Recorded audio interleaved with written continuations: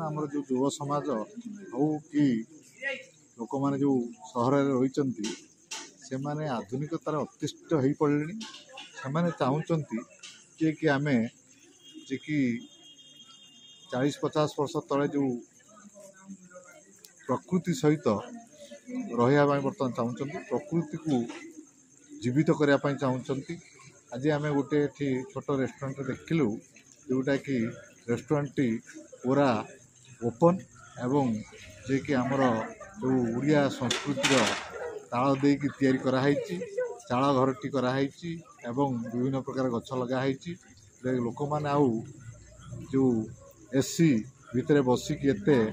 ये माने यही गले जे हाँ एसी बसिकी जे कि एसी आउ विभिन्न प्रकार जे कि क्लोज रूम रे बसी एते अनिश्वास हो पड़े तेणु से लोक चाहते जोटी जे कि वास्तव में प्रकृति ताले ताले सहित जे कि गोटे रेस्टोरेंट एवं सेठी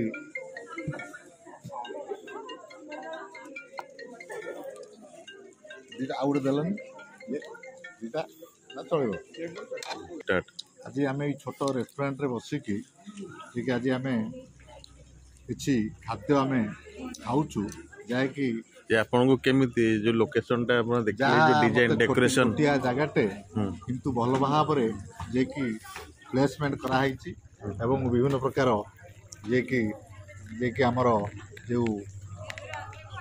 परंपरा चाल घरटे विभिन्न प्रकार चाल जो बाउंस एवं कोटारे छपरे विभिन्न प्रकार छपर घर कराई एवं समस्त